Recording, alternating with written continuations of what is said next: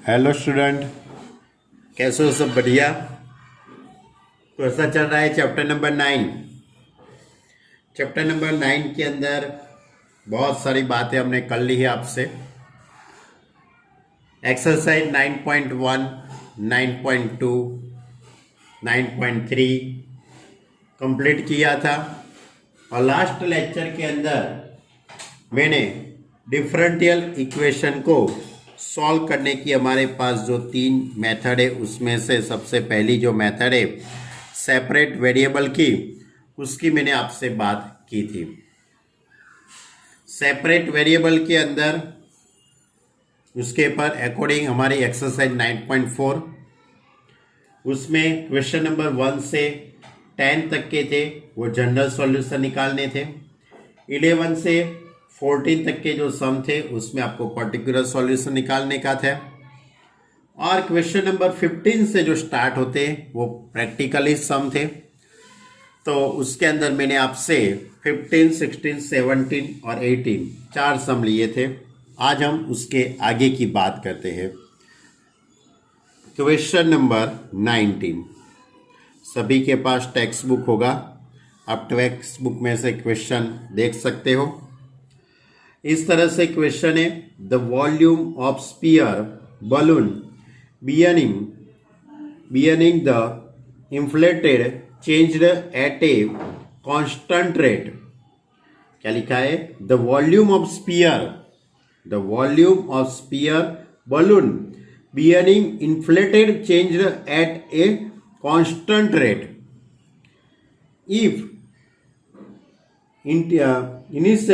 if initially its radius is 3 units and after 3 seconds it is 6 unit.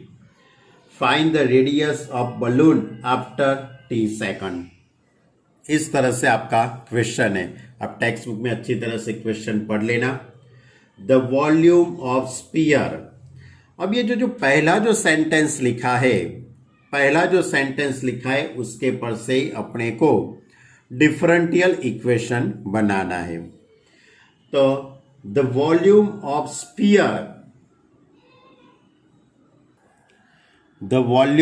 Spear is equal to V and radius is equal to R।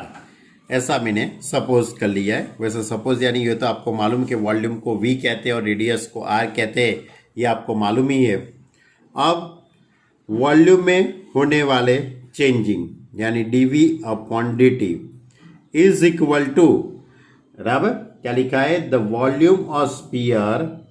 Volume of sphere balloon being inflated changed at custom rate, यानी कि इसके volume में change होता है। Okay, यानी कि dV upon dt is equal to K is a constant, क्योंकि question के अंदर लिखा है कि वॉल्यूम में चेंजिंग होने वाला inflated change at a constant rate, यानी यहाँ पे K मैंने सपोज किया है, V नहीं आएगा, गलती से मैंने लिख दिया था यहाँ पे V, यानी dV upon dt is equal to constant K। यानी कि डिफरेंशियल इक्वेशन बन गया पूरा आपके लिए कि dV upon dt is equal to K। अब मैं इसको इस तरह से लिखूंगा, dV is equal to K into dt। अब इसके दोनों तरफ मैं इंटीग्रेशन करता हूं, तो 1 dV is equal to K into integration dt। अब इसका मैं इंटीग्रेशन कर लूंगा तो क्या हो जाएगा? V is equal to K into T plus C is a constant. अब मैं V की जगह पे फॉर्मूला लगता हूं। कौन सी फॉर्मूला? वॉल्यूम की। Volume of sphere 4/3 pi R cube is equal to KT plus C। It is result number 1। Clear? ध्यान रखना यहाँ पे C ये भी एक कांस्टेंट ही है, where C is a constant, arbitrary constant in integration। ये जो कांस्टेंट है वो इंटीग्रेशन का है और ये जो के है वो क्वेश्चन में दिया है वो है, क्वेश्चन में से के लिख के नहीं दिया है, क्वेश्चन में के लिख के नहीं दिया है, ये तो हमने सपोज किया है कि वॉल्यूम में होने वाले जो चेंजिंग है वो के कांस्टेंट है, यानी कि ये अपना जनरल सॉल्यूशन मिल गया। ये जो हमारा जो क्वेश्चन दिया था उसका जनरल सॉल्यूशन। अब आपको क्वेश्चन में लिखा है, क्वेश्चन में लिखा गया है कि, अब आगे का सेंटेंस पढ़ते हैं, if initially it's radius is 3 unit. Initially यानी कि स्टार्टिंग में t इज इक्वल टू 0 होता है, t is equal to 0, then its radius is equal to 3 unit, therefore its radius is a 3 units। अब मैं इक्वेशन नंबर 1 के अंदर put करता हूँ, तो r is equal to 3, r is equal to 3, 4/3 pi into 3 का cube 27, k into t, t 0 है इसलिए पूरा टर्म 0 हो जाएगा, प्लस c, इसलिए मैं इसका सिंप्लीफाई देता हूँ, 3 9 9 4 36, यानी कि c is equal to 36 pi, c is equal to 36 pi. अब क्वेश्चन के अंदर दूसरी एक बात लिखी गई है, and after 3 second, and after 3 second यानी t is equal to 3, then its radius is equal to 6 unit. उसकी रेडियस कितनी होती है? 6 यूनिट होती है। अब इसकी वैल्यू में इक्वेशन नंबर 1 के अंदर पुट करता हूँ, by result number 1, 4/3 pi into 6 का cube is equal to t is equal to 3, therefore 3k plus c। अब इसको मैं सिंप्लीफाई देता हूँ, तो 3 से यहाँ पे कट करूँगा, तो 3 से कट करूँगा तो मेरे लिए इस तरह से हो जाएगा। सिंप्लीफाई देते क्या आता है मालूम है? 288 पाई, आप कैलसी से कर लेना, is equal to 3k plus c यानी 36 पाई। अब ये 36 पाई है, उसको इस साइड रख देता हूँ, तो 288 minus 36 pi is equal to 3k। इन दोनों का सब्ट्रैक्शन करता हूँ, तो इन दोनों का सब्ट्रैक्शन करूँगा तो जो भी आंसर आता है उसको मैं k से 3 से डिवाइड करूँगा, तो मेरे लिए k इज इक्वल टू 84 पाई। ये k की वैल्यू आपको मिल गई। ये k और c दोनों की वैल्यू मैं रिजल्ट नंबर 1 के अंदर पुट करता हूँ। Therefore 4/3 pi r cube is equal to kt, यानी कि 84 pi into t plus c that is 36 pi. मैं रिजल्ट नंबर 1 के अंदर k और c दोनों की वैल्यू मैंने पुट कर दी। अब मैं पाई से डिवाइड कर लूँगा, पाई से डिवाइड करूँगा तो 4/3 r cube is equal to 84 into t plus 36। अब ये 3 को सामने ले जाएंगे और 4 को भी मैं सामने ले जाऊँगा, तो 3/4 इंटू 84t प्लस 36। अब इसका सिंप्लीफाई देता हूँ, तो radius r cube is equal to 4 से डिवाइड करूँगा तो 21 3 63 इंटू t, ये 9 3 27। अब मैं r इज इक्वल टू, ये 3 को मैं सामने ले जाऊंगा, तो 63 into t plus 27 raise to 1/3, ये मुझे रेडियस r मिल गई। क्लियर? यानी कि आपको क्वेश्चन के अंदर क्या फाइंड करने का था कि भाई क्वेश्चन था कि find the radius of balloon after T second, यानी कि टी सेकंड के बाद उसके बलून की रेडियस क्या होगी, रेडियस आर टी सेकंड के बाद कितनी होगी वो आपको फाइंड करने का था। क्लियर? यानी कि ये था हमारा क्वेश्चन नंबर 19। फिर से आपको बताता हूं कि क्वेश्चन के अंदर जो भी बातें होती है उसमें सबसे पहली जो बात होती है वो आपको डिफरेंशियल इक्वेशन बनाना होता है। सबसे पहली जो चीज होती है वो डिफरेंशियल इक्वेशन होना। दूसरी जो बात होती है उसके अंदर आपको जो कांस्टेंट आता है, सी आता है या तो के आता है, यहाँ पे दो कांस्टेंट थे तो आपको दो बातें क्वेश्चन में दी है, एक t is equal to 0 time की और t is equal to 3 second की। इन दोनों पर से आपको कांस्टेंट c और कांस्टेंट k मिलेगा, बराबर। और ये दोनों की वैल्यू आपको रिजल्ट नंबर 1 के अंदर पुट करेंगे तो आपको जो फाइंड करना है वो आ जाएगा। इसी मेथड के इसके ही अकॉर्डिंग आगे के सम हो सकते हैं, बराबर, इसके आसपास से हो सकते हैं, लेकिन सबसे मेन इंपॉर्टेंट चीज होती है डिफरेंशियल इक्वेशन बनाना। ओके, तो चलो हम आगे का क्वेश्चन लेते हैं, क्वेश्चन नंबर 20। चलो क्वेश्चन नंबर 20 आप अपने टेक्स्ट बुक में देखते रहना, बराबर, क्योंकि अच्छी तरह से आपको दिखाई नहीं देगा इसलिए। In a bank principal increase continuously at the rate of r percentage per year.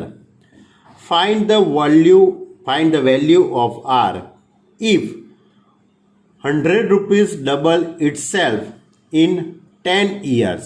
और क्वेश्चन में log 2 की वैल्यू दी है 0.6931।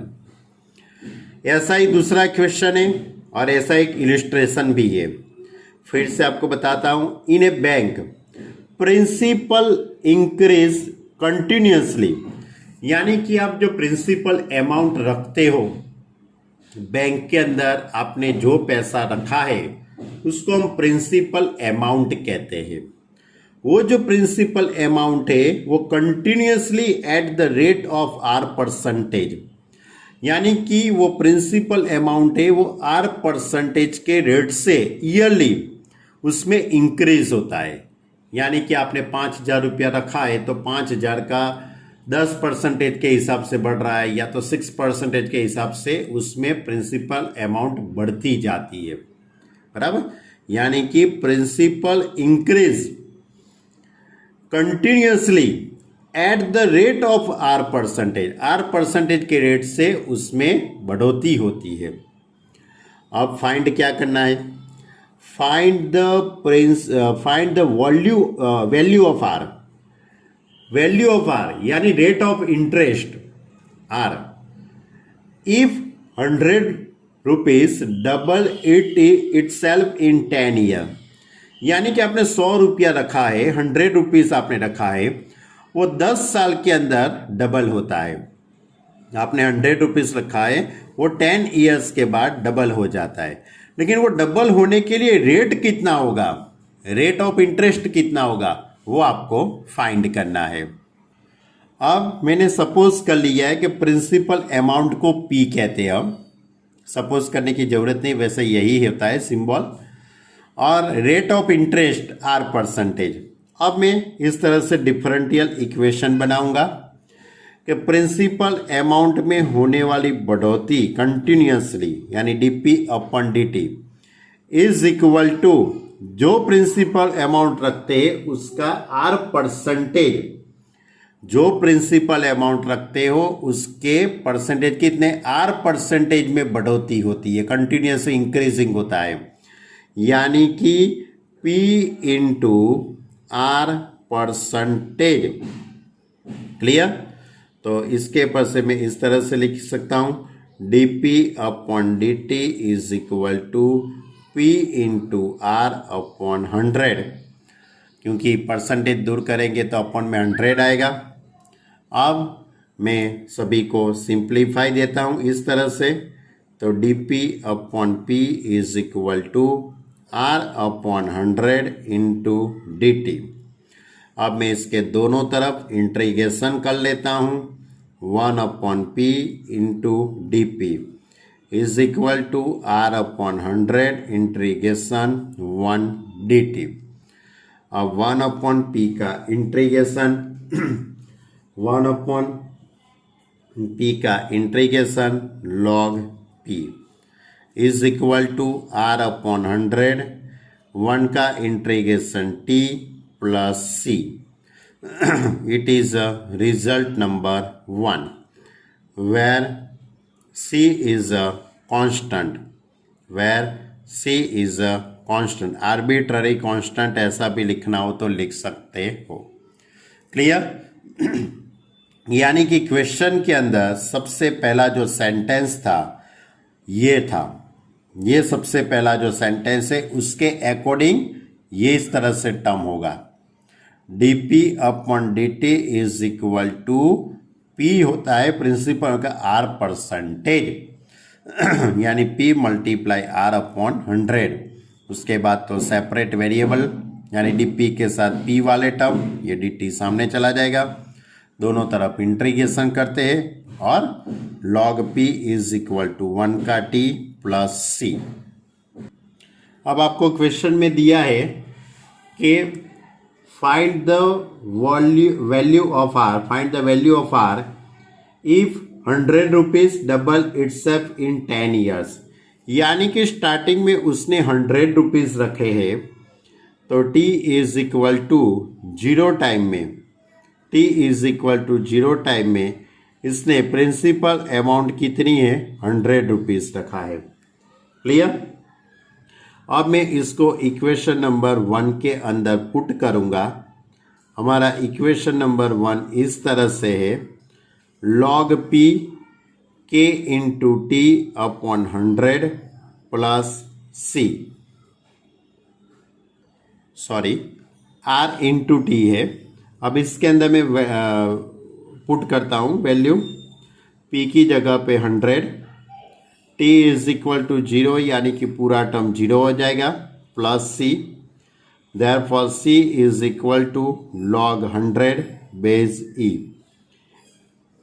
यानी कि ये कांस्टेंट c मिल गया। अब आपको क्वेश्चन के अंदर फाइंड करना है कि ये जो प्रिंसिपल अमाउंट होती है वो दुगनी हो जाती है, डबल हो जाती है, यानी कि 100 रुपया रखा था तो 200 रुपीज़ हो गया, तो कितने टाइम में हुआ, तो t इज इक्वल टू कितना होता है। तो आपको टाइम t फाइंड करना है, तो मैं इसको रिजल्ट नंबर 1 के अंदर पुट करता हूँ। हमारा जो रिजल्ट है log p is equal to r into t upon 100 plus c। अब इसके अंदर मैं वैल्यू पुट करता हूँ, p that is 200, rate of interest, तो क्वेश्चन के अंदर वैल्यू ऑफ r आपको फाइंड करना है। 10 ईयर, सॉरी मेरे यहाँ पे और गलती और हो गई कि आपको रेट ऑफ इंटरेस्ट निकालना है, ये तो 10 ईयर्स दिया ही है, यानी कि r/100 इंटू टी की जगह पे 10 प्लस c, और c की वैल्यू भी हम पुट कर लेते हैं, तो log 200 is equal to r/10 plus c की वैल्यू है log 100। अब ये log 100 इस साइड आ जाएगा, तो log 200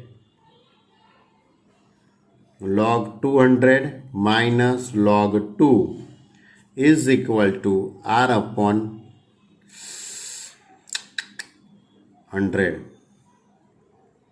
okay, therefore r is equal to r/10 is equal to log 2, therefore r is equal to 10 into log 2। Clear? और log 2 की value आपके पास है r is equal to 10 into log 2 की वैल्यू क्वेश्चन में दी है 0.6931। अब 10 से मल्टीप्लाई कर देता हूँ तो R इज इक्वल टू 6.931, यानी कि इतने परसेंटेज से वो इंक्रीज होगा। 6.931 इतने परसेंटेज से वो जो प्रिंसिपल अमाउंट होगी वो 10 साल के बाद वो दुगनी हो जाएगी। यानी कि आपका क्वेश्चन है कि 10 इयर्स के बाद वो प्रिंसिपल अमाउंट दुगनी हो जाती है, डबल हो जाती है।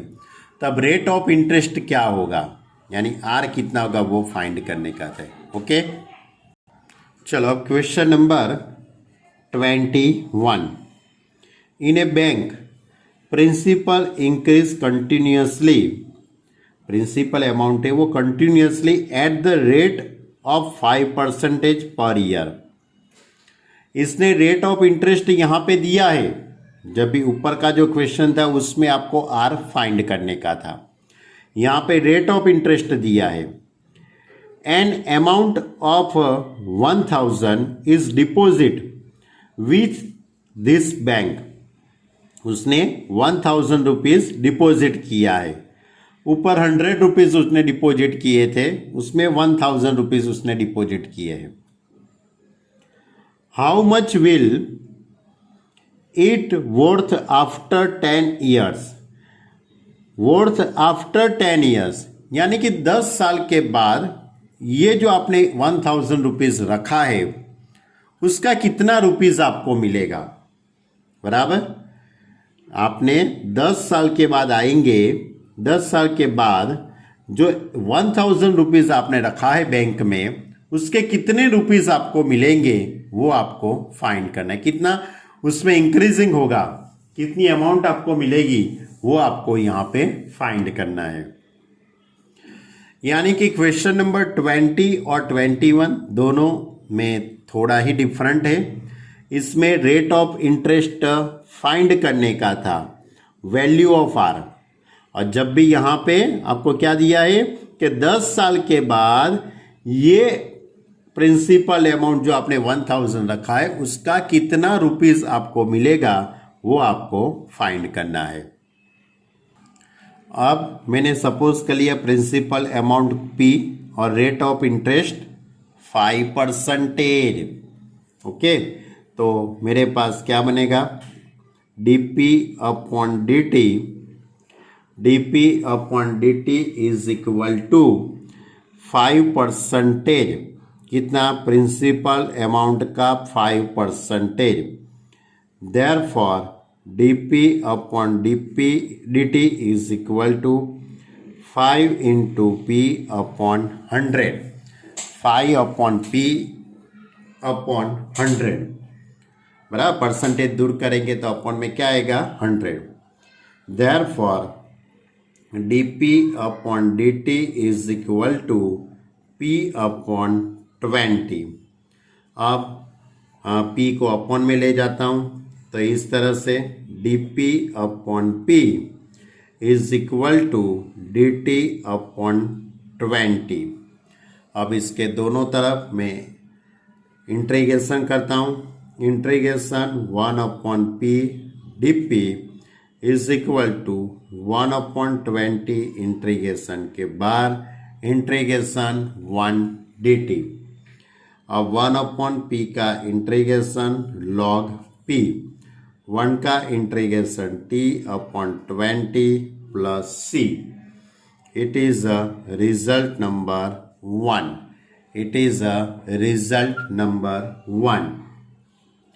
अब आपको क्वेश्चन में लिखा है, अब आपको क्वेश्चन में लिखा है कि स्टार्टिंग में यानी t बराबर 0 ईयर्स के अंदर उसने कितनी प्रिंसिपल अमाउंट रखी है, 1000 रुपीज रखा है। कितना रखा है, 1000। तो मैं p की जगह पे 1000, तो log p की जगह पे 1000, t यानी 0 plus c। Therefore c is equal to, therefore c is equal to log 1000, यानी कि ये c की वैल्यू मिल गई। क्लियर। अब आपका जो क्वेश्चन इस तरह से है कि यदि 10 साल के बाद हम मिलते हैं आपसे, कितने साल के बाद मिलेंगे? 10 साल के बाद आप बैंक के अंदर जाते हो, तो वो जो प्रिंसिपल अमाउंट आपने 1000 रखी है, बराबर, वो कितनी हो जाएगी? प्रिंसिपल अमाउंट कितनी हो जाएगी 10 साल के बाद? ये प्रिंसिपल अमाउंट कितनी होगी वो आपको फाइंड करना है। अब इसको भी मैं रिजल्ट नंबर 1 के अंदर पुट कर देता हूं। तो result number 1 log p, principal amount p find करना है। अब t की वैल्यू आपके पास 10 है, यानी कि 10/20 प्लस c। अब c की वैल्यू आपने फाइंड कर ली है, log 1000 बेस e। सभी का बेस कुछ नहीं है तो e कह सकते हैं। अब ये 1000, अब प्रिंसिपल अमाउंट p, बराबर, और ये 1000 इसको इस साइड ले लेते हैं, तो log p base e minus log 1000 base e is equal to 1/2। अब बीच में माइनस है, इसलिए इन दोनों को डिवाइड के फॉर्म में लिखेंगे, तो इस तरह से हो जाएगा। चलो, अब इस तरह से टर्म बनेगा, यानी कि log बेस में कुछ नहीं है तो e, अब बीच में माइनस, यानी कि उसको डिवाइड करेंगे, p/1000 इज इक्वल टू 1/2। अब ये जो 1/2 है उसको मैं इस तरह से लिख सकता हूं, log बेस e और e रेस टू 1/2 लिख सकता हूं। सोच लो आप अच्छी तरह से, क्योंकि log e बेस e तो 1 होता है, इसलिए e रेस टू 1/2। अब दोनों तरफ से log दूर हो जाएगा, तो p/100, p/100 नहीं है, 1000 है, is equal to e raise to 1/2। दोनों तरफ मैंने पावर को कंपेयर कर दिया है। अब e रेस टू 1/2 यानी कि e रेस टू 0.5 हुआ, यानी p/1000 is equal to e raise to 0.5। अब e रेस टू 0.5 उसकी वैल्यू 1.648 होती है, 1.648। अब ये 1000 को मैं सामने ले जाता हूं, तो p is equal to 1000 into 1.648। therefore p is equal to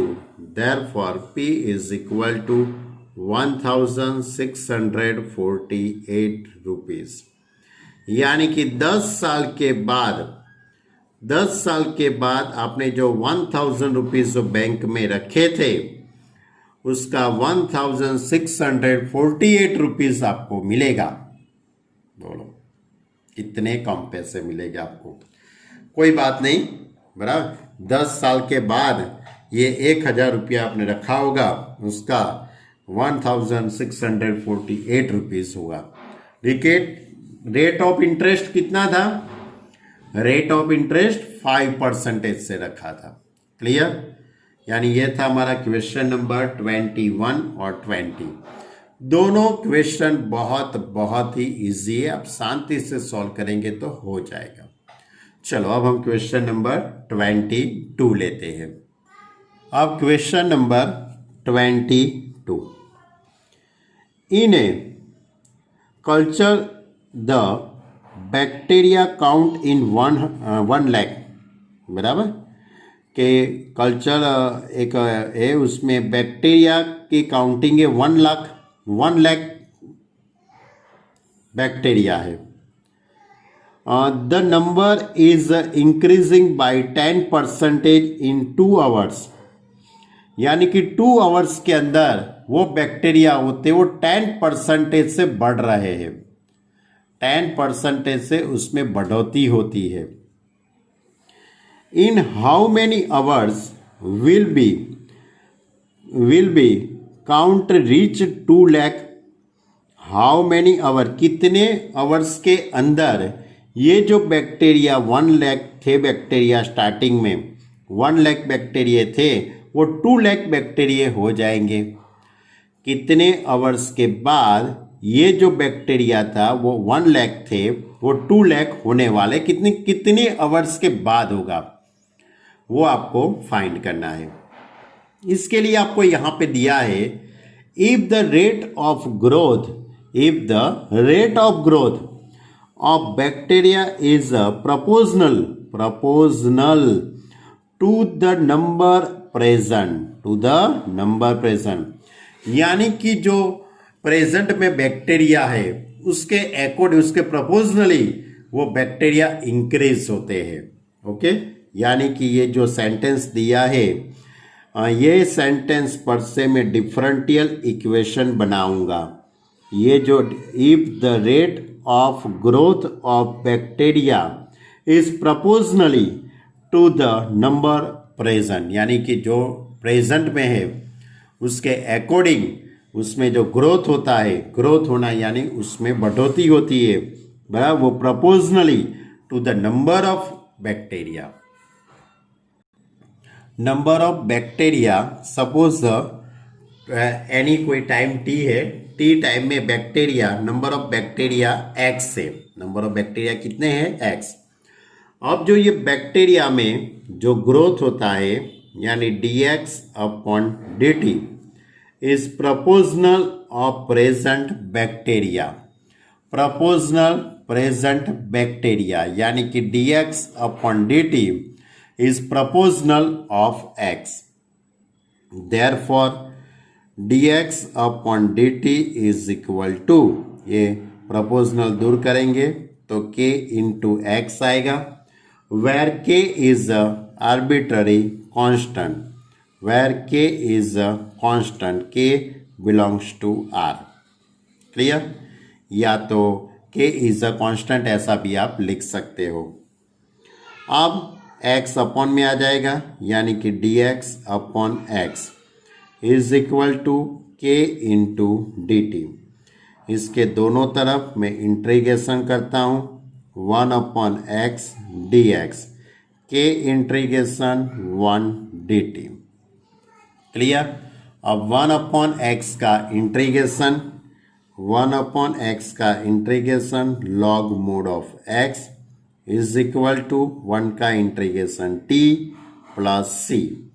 अब यहाँ पे आप मोड नहीं लिखेंगे तो भी चलेगा, क्यों? क्योंकि x is a number of bacteria और नंबर ऑफ बैक्टीरिया वो पॉजिटिव ही होता है, वो कभी नेगेटिव तो होगा नहीं। Therefore log x is equal to kt plus c, it is a result number 1। Clear, यानी यहाँ तक पहुँचना भी बहुत इम्पॉर्टेंट है।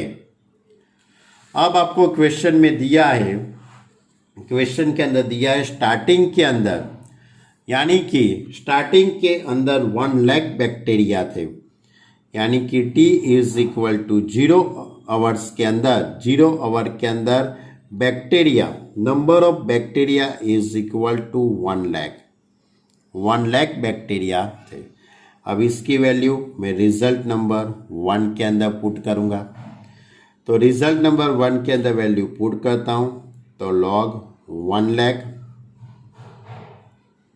Is equal to 0 plus c, क्योंकि t की वैल्यू 0 है इसलिए 0। Therefore constant c is equal to log 1 lakh, log 1 lakh. Clear, ये किसकी वैल्यू मिल गई आपको? c की वैल्यू। अब क्वेश्चन में दिया है, अब क्वेश्चन के अंदर दिया है कि भाई 2 आवर्स के बाद, 2 घंटे के बाद, 2 घंटे के बाद क्या होता है? 2 घंटे के बाद बैक्टीरिया, नंबर ऑफ बैक्टीरिया बढ़ जाते हैं। कितने परसेंटेज से बढ़ रहे? तो 10% से बढ़ रहे। तो टोटल बैक्टीरिया कितने होंगे? अच्छी तरह से समझना, 1 लाख बैक्टीरिया तो थे आपके पास और दूसरे कितने ऐड हो गए? 1 जो लाख है उसका 10% अपॉन 100। तो total bacteria X is equal to 1 lakh plus यहाँ से 0 0 कट हो जाएगा, 0 0 कट हो जाएगा तो 10,000। देयरफॉर 1 लाख प्लस 10,000 यानी कि 1,10,000। क्लियर? तो ये सबसे मोस्ट आईएमपी स्टेप है कि आपके पास 1 लाख बैक्टीरिया थे, इसके अंदर और 10% बैक्टीरिया बढ़ रहे हैं, यानी 1 लाख प्लस 10,000, इसलिए 1,10,000 अब बैक्टीरिया हो गए। अब इसकी वैल्यू मैं इक्वेशन नंबर 1 के अंदर पुट करता हूँ। आपको इक्वेशन नंबर 1 बताता हूँ। log x is equal to KT plus C। अब इसके अंदर वैल्यू पुट करते, x की जगह पे 1,10,000। ओके, देख लेना अच्छी तरह से। KT यानी 2 इंटू K, K की जगह पे T की जगह पे 2 प्लस C यानी log 1 लाख। अब इसको अपॉन में ले जाऊंगा तो इस तरह से हो जाएगा। तो 2K is equal to log 1,10,000 upon 1 lakh, ऐसा हो जाएगा। तो इसके पर से 2K is equal to log 11 upon 10। अब ये 2 अपॉन में ले जाऊंगा तो मुझे K की वैल्यू मिल जाएगी। K is equal to 1/2 log 11 upon 10। मिल गई K की वैल्यू। अब हमारा जो क्वेश्चन इस तरह से है कि भाई ये जो बैक्टीरिया 1 लाख थे वो 2 लाख होने वाले हैं, बराबर। लेकिन कितने टाइम में होगा, कितने टाइम के अंदर होगा? यानी क्वेश्चन में लिखा है कि कहाँ गया क्वेश्चन, ये रहा।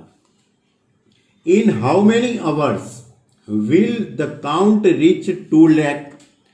हाउ मेनी यानी कितने आवर के बाद, कितने घंटे के बाद ये 1 लाख जो बैक्टीरिया है वो 2 लाख बैक्टीरिया हो जाएंगे, 2 लाख हो जाएंगे। तो यानी कि इसका मीनिंग ये होगा कि x is equal to number of bacteria, x is equal to 2 lakh. 2 lakh होते हैं तब टाइम t कितना होता है, कितने आवर्स के बाद। अब इसको भी मैं रिजल्ट नंबर 1 के अंदर सभी को पुट करता हूँ। रिजल्ट नंबर 1 इस तरह से log x is equal to KT plus C।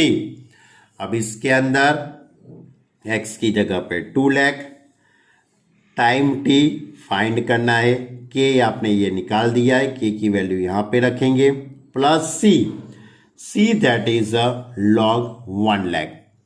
ये सभी की वैल्यू में यहाँ पे पुट करूँगा। तो देयरफॉर log 2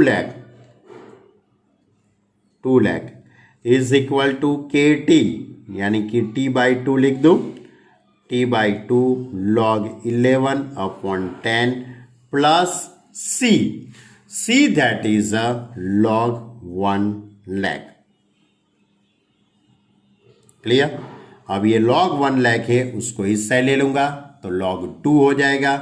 तो log 2 is equal to T/2 log 11 upon 10। अब मैं t को सब्जेक्ट बनाता हूं तो t is equal to 2 into log 2 upon log 11 upon 10, बराबर। इतने आवर्स के बाद बैक्टीरिया है वो 2 लाख हो जाएंगे। क्लियर? यानी ये भी बहुत मज़ेदार क्वेश्चन था। क्लियर? ये था हमारा क्वेश्चन नंबर 22। अब इसके आगे आपको एक एमसीक्यू दिया है छोटा सा, उसकी बात करते हैं हम। इस तरह का एमसीक्यू है,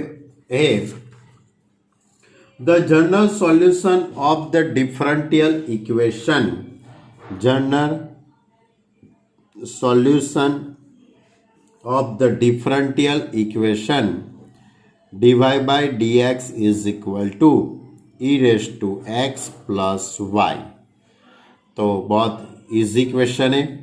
dy by dx is equal to, मैं इसको इस तरह से लिख सकता हूँ, e raised to x into e raised to y। अब dy को इस साइड ले लेता हूँ, ये sorry e raised to y को इस साइड, इज इक्वल टू ये dx सामने चला जाएगा, तो e raised to X into D X, इसके दोनों तरफ मैं इंटीग्रेशन कर लेता हूँ, e raised to minus Y D Y is equal to integration e raised to X D X. अब e raised to minus Y का integration e raised to minus Y और y का कोफिशिएंट अपॉन में आएगा, e raised to x का integration e raised to x plus c dash. अब ये e raised to Y को इस साइड ले लेता हूँ और सी डैश को इस साइड, तो e raised to x plus e raised to minus y is equal to minus c dash. Therefore e raised to x plus e raised to minus y is equal to c, where c is equal to minus c dash. ये जो answer आता है it is a general solution, यानी कि आपका A option आता है। Answer में क्या आता है? ए ऑप्शन है, बराबर। तो ये आपको थोड़ा सेटिंग करना पड़ेगा सी डैश और ऐसा, क्योंकि जो आंसर लाना था इसके हिसाब से इस तरह से मैंने सेटिंग किया है। तो ये थी हमारी एक्सरसाइज 9.4। क्लियर? लास्ट के जो 3 सम्स थे, लास्ट के समझ लो ना कि 17 से 17 नंबर से 17 से 22 तक के जो सम थे वो बहुत बहुत मोस्ट आईएमपी क्वेश्चन है, बराबर। जिसको भी वो क्वेश्चन में मालूम नहीं पड़ता है तो वो तुरंत मेरा कांटेक्ट करके मेरे से सॉल्यूशन समझ लेना, या तो वीडियो खूब शांति से देखना तो भी मालूम पड़ जाएगा, बराबर। लेकिन उसके लिए पहले आपको क्वेश्चन अच्छी तरह से पढ़ना है। क्वेश्चन पढ़ने के बाद डिफरेंशियल इक्वेशन बनाना है। डिफरेंशियल इक्वेशन बनाने के बाद उसका सॉल्यूशन निकालिए और जो कंडीशन दी है वो अंदर पुट कर दीजिए, तो आपको आर्बिट्ररी कांस्टेंट या तो k होगा तो k मिल जाएगा, और ये सभी की वैल्यू आप वो जनरल सॉल्यूशन के अंदर पुट करेंगे तो आंसर आ जाएगा। ओके, अब आगे के एग्जाम्पल की बात करते हैं हम। आपके पास जो एग्जाम्पल है 1 से 14 तक के, तो उसमें से मैं एग्जाम्पल नंबर 14 में सॉल्व कराता हूं, बराबर। एग्जाम्पल नंबर 14, बराबर। एग्जाम्पल नंबर 14 इस तरह से है, इन a bank principal increase continuously at the rate of 5% per year. In how many years 1000 double itself? How many hours, यानी कितने साल के बाद आपने जो 1000 रुपया रखा है उसका 2000 हो जाएगा। 1000 का 2000 कब होगा वो आपको फाइंड करना है। ओके, तो उसी तरह जिस तरह से मैंने आगे के सम चलाए इसी तरह मैं लिखूंगा। लेट प्रिंसिपल अमाउंट को मैं P सपोज करता हूं, प्रिंसिपल अमाउंट को मैंने P सपोज करता हूं, और रेट ऑफ इंटरेस्ट क्वेश्चन में दिया है 5% रेट दिया है, 5% से बढ़ोतरी होती है। अब प्रिंसिपल अमाउंट यानी कि dp upon dt is equal to p का 5%, p multiply 5%। Therefore, dp upon dt is equal to 5 into p upon 100। Clear? अब इसका मैं सिंप्लीफाई देता हूँ, तो dp upon dt is equal to 1/20 into p। अब इसके दोनों तरफ इंटीग्रेशन करने से पहले p को इस साइड ले लेता हूँ, p इस साइड आ जाएगा तो इस तरह से हो जाएगा, dp upon p is equal to 1/20 into dt। इसके दोनों तरफ integration 1/p dt is equal to 1/20 1 dt। 1/p that is log p, 1 का integration t upon 20 plus c। It is a result number 1। अब 1000 rupees t is equal to 0, then principal amount p is equal to 1000। अब मैं इसको equation number 1 के अंदर put करता हूँ, equation 1 के अंदर पुट करता हूँ, p की जगह पे 1000, t की value 0 plus c। Therefore c is equal to log 1000। Clear? अब आपका क्वेश्चन है कि जो प्रिंसिपल अमाउंट 1000 है, बराबर, वो डबल होने वाली है। वो क्या होने वाली है? डबल। लेकिन कितने साल के बाद डबल होगी, ऐसा आपका क्वेश्चन है। तो अब principal amount p is equal to 2000 कितने टाइम में होगा, तो t इज इक्वल टू कितना। अब इसको मैं रिजल्ट नंबर 1 के अंदर पुट करता हूं, तो लॉग यहाँ पे p की जगह पे मैं रखूँगा log 2000 is equal to t upon 20 plus c that is log 1000। अब log 1000 को मैं इस साइड ले लेता हूँ, तो log 2000 minus log 1000 is equal to t upon 20। अब 2000 upon 1000 that is a log 2, तो log 2 is equal to t upon 20। therefore t is equal to 20 into log 2 base e। Clear? ये इतने साल के बाद, इतने ईयर्स के बाद जो आपने 1000 रुपीज रखा है उसका डबल हो जाएगा 2000। क्लियर? तो ये था हमारा एग्जाम्पल नंबर 14। अब आपको होमवर्क के अंदर क्या करना है? होमवर्क के अंदर तो एग्जाम्पल 1 to 14 तक के एग्जाम्पल सॉल्व करने हैं, और एक्सरसाइज